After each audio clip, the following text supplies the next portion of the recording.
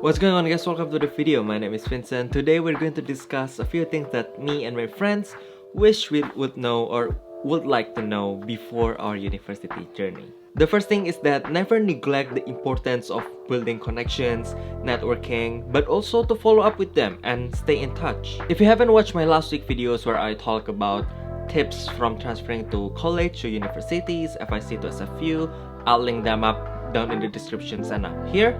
I talk about how you have to massively start to explore all the opportunities, networking events, clubs, and all of these kind of things. But one thing that you might miss is that the importance of networking and actually follow up with the people who you network. A lot of us don't know or not aware that when we meet someone and we connect with them, maybe through LinkedIn, Instagram, any social media nowadays, is that just because we connect with them and we know them doesn't mean that there's any value exchange.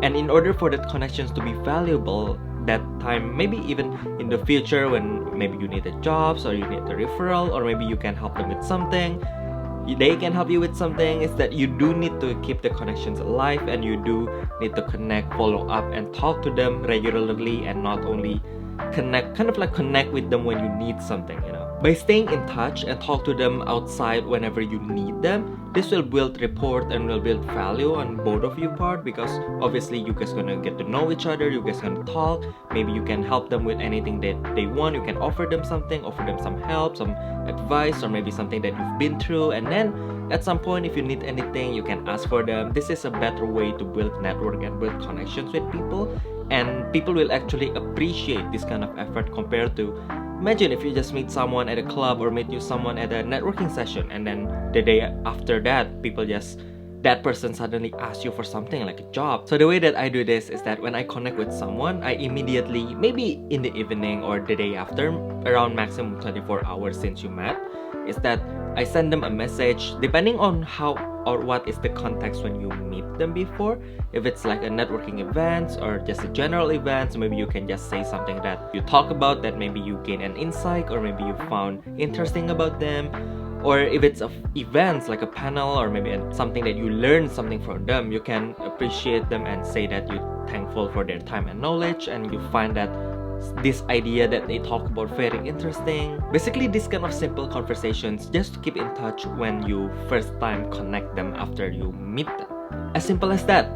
Make sure if they post anything on social media, maybe some of people they like to post like news feed or any feed updates on LinkedIn, or maybe they do like a YouTube channel like me, or maybe they do an Instagram post, like they are sort of Instagram influencers, let's say. If you connect with them, make sure to engage with whatever content they're posting, or maybe if not Instagram story, any stories, a lot of like this kind of daily stories nowadays, you can engage with that. This is a good way to connect and keep on engaging with them without actually need to chat with them and talk about something. And then once in a while, maybe a few weeks after that or a few months after that, depending on you can hit them up and have a normal conversations. I will say though, when you're making this kind of conversations to follow up or maybe chat about something, depending on the persons and maybe how busy they are or maybe how close you two are, you will then want to waste their time by talking about something that's not as important or not important at all, or even like mundane, and maybe just talk about weather kind of thing. I'm sure this makes a lot of sense, but basically we don't want to waste their time on something that doesn't add value to them, right? And this is especially true if you still talk to them on LinkedIn, because obviously if you're still on LinkedIn and maybe not on WhatsApp or Messenger or any more personalized chat, it shows that both of you maybe not that close yet. You don't know that people that well yet, so it's safer to not waste their time in a random conversations. So whenever you think that it's time and it's appropriate to reconnect with them and chat with them and talk to them, follow up about other things or maybe talk about something new, make sure that you do know what you want to say, or you do know what you want to ask, what value you can add, or maybe something that they're interested. If you're not sure what you want to talk about, you currently don't have any questions, you could just talk about if you remember. This is why if you remember something that they say, it's really nice because you could follow up on that. If they talk about an event, let's say, that they're very look forward to in 2 weeks after the conversations that you initially had with them, and it's already been a month since, so it's done, right? The event is done. You could just bring it up. Hey, how was the events a couple of weeks ago? I remember you mentioned that you have this event and you're very excited, because this show that you do remember what they say and you do care about them, and I'm sure that this is enough for initial conversations and you can go from there. But again, just because you talk about something that they care doesn't mean that you're gonna waste the next hour talking to them or maybe even meeting them on a useless, mundane things. The second thing is that people will start to have their own ways, their own paths, their own goals when they start university, because obviously you're officially an adult now, so you need to think about this kind of things or start to think about this kind of things, so you don't need to fit in all the time. I think this is more of like a habit from high school, because in high school we're always together 5 days a week, right? So we will try to fit in at least to the some part of the culture in our school, just so we're not be looked down at or we won't be bullied. Basically, we don't want to feel left out, right? So we try to fit in with the culture, we try to fit in with the friends, and this kind of culture and habits maybe individually will translate to the future, so you will need to be aware of that. But again, in university, people will start their own way, right? People have their different majors, different aspirations that they want, different goals, different career paths, different things that they want to do in university and outside of university. But with the same way of thinking from high school, the things that I tend to see is that because human, we want security, right? So especially if you go somewhere different. For example, I'm from Indonesia and I come here all the way to Canada and I only know like 3 people from my high school that come here, including myself. It will be really tempting to just be with them, right? Just be with them, see what they do, see what courses they take, and maybe hang out with them just so that it doesn't feel so lonely, I would say. And for me, it's also applied to all the Indonesians that come here, right? Because when I came to FIC, and then it's all international students, so I meet all the Indonesian students that come here during my year. So we hang out together, go to class together, and basically do all of these things together, right? But if you're not careful with this, is that if your personal identity merge with the group identity, which is Indonesian in Canada, Indonesian in Vancouver, and then you start to follow whatever the group do, whichever group applies to you. If you're unfortunate enough, you might find yourself in a place that you don't want to be, in a circle of friends that maybe you're not really resonate with, you don't really understand what they talk about, you're not really interested in what they are interested in, and you might even lose yourself and your personal identity before this, right? So the whole idea here is not to stay in your own bubble, including your own mindset or the group mindset that I was mentioned, and your circles, your friendships. Now I'll just say this right now, I'm not saying to abandon your friends or don't play with your friends or leave them, don't take classes with them. Not at all. I'm just saying that maybe don't do that all the time, because depending on which university you go, you will see that the world start to expand more than you could ever imagine, and you have to have the mindset to not be afraid to open your mind and understand all of these different perspectives and ideas that just basically exposed to you. And the way that usually this happens is by hanging out with other people, hanging out with different groups that you never hang out before, meeting new people that you never met before, meeting a new even ethnic groups or people from another country that you never talked to before. And this way you could see how they think, see their perspective, and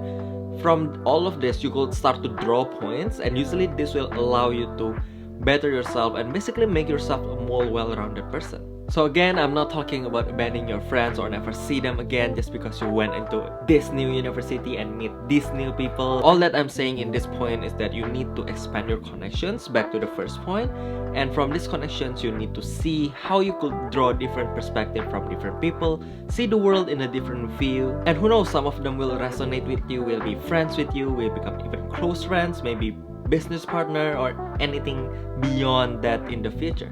Number 3 is that be careful of the sunk cost fallacy. Sunk cost fallacy in economics means that as human, we tend to don't want to abandon something, or like maybe a project or anything basically, just because we've invested a lot of money or even time to it, and we don't want to lose all those progress basically. So we rather to just keep doing it. For example, because we're talking about university, let's say that you're in a major that you hate, but because you've studied it for 2, 3, or even 4 years, and you've spent tens of thousands of dollars or even hundreds of thousands of dollars studying it, you don't want to have that wasted, basically, right? Another analogy that I think about is that if you have a laptop or a computer that's broken, let's say, and you try to fix it, you spend some money and time trying to fix it, but it just doesn't work. Will you spend more time and money fixing the computer, or would you just change it or buy a new one instead? Now, I'm not sure if the analogy actually makes sense. I hope it does. But there's a reason it's called fallacy, because it's actually not like that. Yes, if you study medicine, let's say, and you want to change the business, that medicine degree or whatever you have learned in the medicines might not really apply. But the soft skills, as I mentioned this again too last week, right? The soft skills that you learn, maybe it's how to think critically, how to analyze something critically, how to understand each own, because I'm not a medical student, so I'm not fully understand, but like chemistry, let's say there's a lot of component on the periodic table, and all of this affect each other, or maybe when you do this, it have a chain reactions on that, which is a cause and effect, and that cause and effect also apply to business, and all of this detail that you need to pay attention and make sure that all of checklists when you make stuff, this applies to how you run a business, right? Obviously, especially when it's something that's important, you want to make sure everything's done properly, and these skills actually transfer to here. And we might not realize that all of these skills, even though the hard skills like the medicines we will not really use, but the soft skills will actually transfer to here. But obviously that's an extremely extreme example, changing from like medicine and science all the way to business.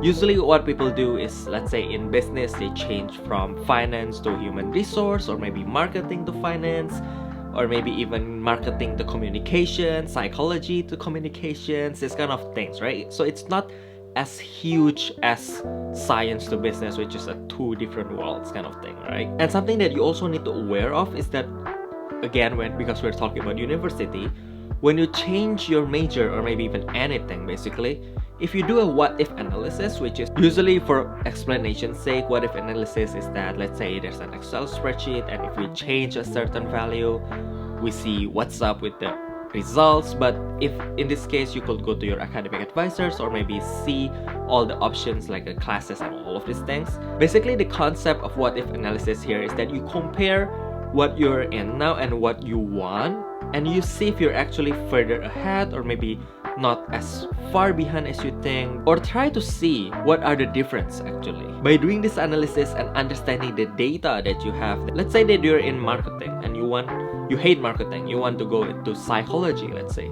A lot of marketing courses are actually linked to psychology, because marketing is in the end also a psychology, right? You need to understand customer, you need to understand what they want, how they think, all of these kind of things. So can you actually transfer some of these credits? Can some of this marketing actually apply to some of the psychology courses, so you don't need to take that anymore, which again saves you time? And if you don't do that, you'll never know how close or how far you are if you actually want to change that. So in university and in life actually too, never be afraid if you want to pivot, if you want to change, make some changes, make some improvements to your life, because Steve Jobs, I believe, mentioned it, you can only connect your lives backwards, not forwards, right? So whatever things that we do, whatever the hard skill will be useful or not, will be transferred to yourself eventually, because you do learn something from those experiences. It's not like you don't understand it at all. So don't be afraid to pivot and make changes, but make sure that it's not a shiny object syndrome, which is like maybe you're bored with marketing, so you want to try others, but you end up wasting more time because you actually don't like the others kind of thing, and you just want it because you're bored.